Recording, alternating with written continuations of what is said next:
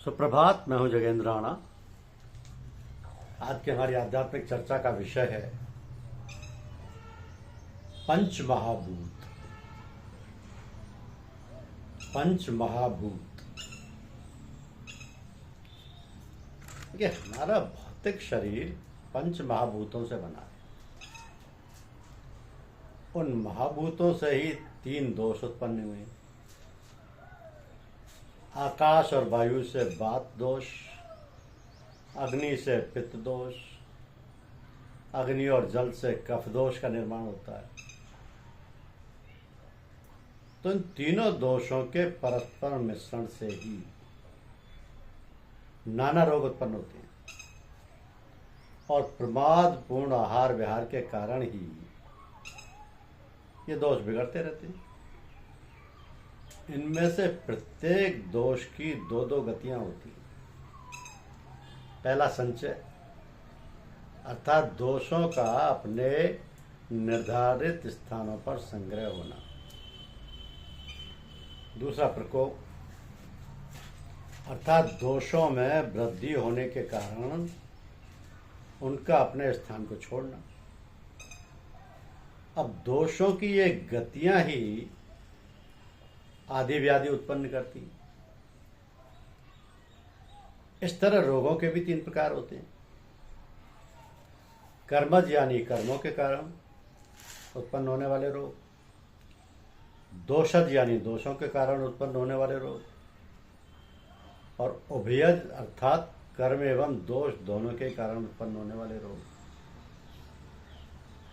तो उनमें से कर्मज रोग जप तप मंत्र द्वारा ठीक हो जाते हैं। दोषज रोग औषधियों से ठीक हो जाते हैं।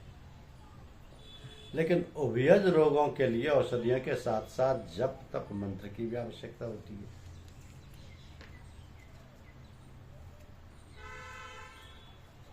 तो प्राणायाम का मूल उद्देश्य है क्या? वास्तव में योग विद्या अत्यंत प्राचीन विद्या है, वो कोई आज की नहीं। हमारे सुप्रसिद्ध वैदिक षड दर्शनों में तो योग दर्शन एक स्वतंत्र दर्शन ही है। योग का उल्लेख, योग का आरंभ वैसे तो वेदों से ही मिलता है, अर्थात योग का विज्ञान, योग का शास्त्र आज का नहीं है। हाल ही में किसी ने इसे खोजा नहीं है। अब तो ये शास्त्र तो प्राचीन काल से ही परंपरा द्वारा चला आ रहा है। यह हमारी संस्कृति है, हमारा एक शास्त्र है।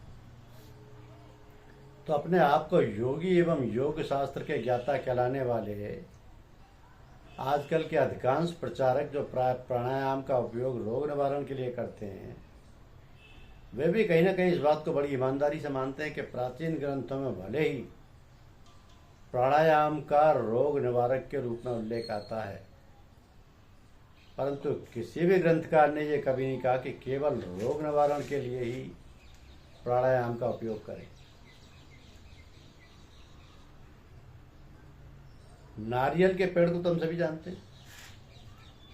कोंकण में तो उसे कल्पवृक्ष भी कहा जाता है, क्योंकि नारियल से अनेक वस्तुएं प्राप्त होती हैं। उसका कोई भी हिस्सा निरुपयोगी नहीं होता। लेकिन क्या कभी किसी ने सुना है कि मात्र झाड़ू की सामग्री पाने के लिए कोई नारियल का बाग लगाता है? वो सभी फलों को फेंक देता है और मात्र सूखी पत्रवलियों को रख लेता है। लेकिन योग शास्त्र को लेकर आज कुछ ऐसा ही दिखाई देता है। क्या योग शास्त्र का उपयोग मुख्य रूप से रोग निवारण के लिए वास्तव में किया जाना चाहिए?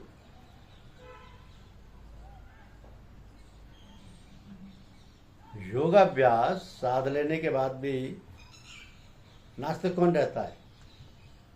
वो जो अपने पूरे मानसिक बल को शारीरिक रोग के निवारण में ही खर्च कर देता है, क्योंकि वो अपने आगे रखी थाली को छोड़कर दूसरे बच्चे की थाली को अपनी ओर खींचने वाले बेटे को जैसे एक माँ दंड देती है, इसी तरह औषधि में परमेश्वरी शक्ति के होते हुए भी जो रोग निवारण हेतु शक्ति का उपयोग करता है, वह भगवान को प्रिय नहीं होता। परंपरा अनुसार योग दर्शन के प्रणेता महर्षि पतंजलि को भगवान श्री शेष का अवतार माना जाता है। 18वीं सदी के पंडित श्री राम भक्त दीक्षित जी के पतंजलि चरित नामक ग्रंथ में महर्षि पातंजलि की स्थिति में एक श्लोक ऐसा आता है जिसका अर्थ है कि वाणी में अशुद्धता ना रहे, वाणी शुद्ध हो जाए, शब्द का मर्म समझ में आ सके, शब्दों का सामर्थ्य समझ आ सके। इसलिए महर्षि पातंजलि ने शेष रूप अर्थात अपने मूल रूप में व्याकरण शास्त्र की रचना की। तो पातंजलि के नाम एक व्याकरण महाभाष्य भी विख्यात है। इसी तरह मन का मल दूर होने और आत्मस्वरूप की प्राप्ति के लिए महर्षि पातंजलि ने योग शास्त्र की रचना की। उत्तम आरोग्य, निर्दोष शरीर और व्याधियों को दूर करने के लिए उन्होंने ही चरकाचार्य का अवतार धारण कर वैद्य शास्त्रों में चरक संहिता का निर्माण किया। अब यहाँ ये विचार बड़ा स्वाभाविक है कि यह महर्षि पतंजलि ने रोग निवारण का मार्ग बताने के लिए ही योग शास्त्र की रचना की होती तो फिर उन्हें अलग चरक संहिता की रचना क्यों करनी पड़ती। तो इसका अर्थ है कि वैद्यक शास्त्र और योग शास्त्र दोनों के प्रयोजन मूलतः भिन्न हैं। वैद्यक शास्त्र का कहना यह है कि रोग की चिकित्सा करते समय कुछ तत्वों का पालन करना जरूरी है। वैद्यों का सबसे पहले यह देखना चाहिए कि रोग मानसिक स्तर पर है या शारीरिक स्तर पर है। यदि रोग शारीरिक स्तर का हुआ तो उसे औषधियों से दूर करें। यदि औषधियों से वो रोग दूर नहीं हुआ तो शल्य क्रिया द्वारा दूर करें।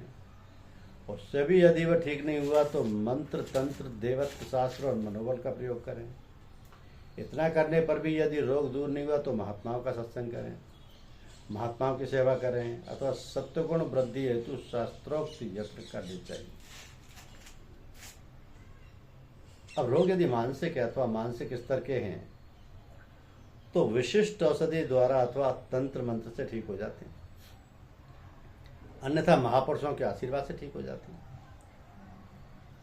तो शारीरिक रोग व्याधि कहलाते हैं और मन के रोग आदि कहलाते हैं। ऐसे आदि और व्याधि दोनों उपरोक्त क्रम से दूर होते रहते हैं। शारीरिक रोग व्याधि कहलाते हैं और मन के रोग आदि कहलाते हैं। और ऐसे आदि और व्याधि दोनों उपरोक्त क्रम से दूर होते रहते हैं। तो हमारा भौतिक शरीर पंच महाभूतों से बना है। उन महाभूतों से ही तीन दोष उत्पन्न हुए, आकाश और वायु से वात दोष, अग्नि से पित्त दोष, अग्नि और जल से कफ दोष का निर्माण होता है।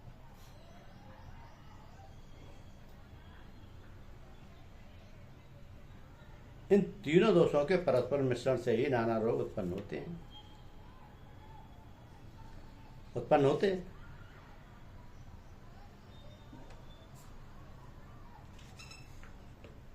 तो प्राणायाम मूलतः किसके लिए बताए गए हैं? प्राण एवं चित्त की अशुद्ध अवस्था में किए जाने वाले प्राणायाम से केवल कुछ समय के लिए रोग बीज दब जाते हैं, वे सदा के लिए नष्ट नहीं होते। कालांतर में कर्म की प्रबलता से वो पुनः उभर सकते हैं। सदूर कृपा होने के बाद उस कृपा योग से शिष्य की कुंडली शक्ति जागृत होती है।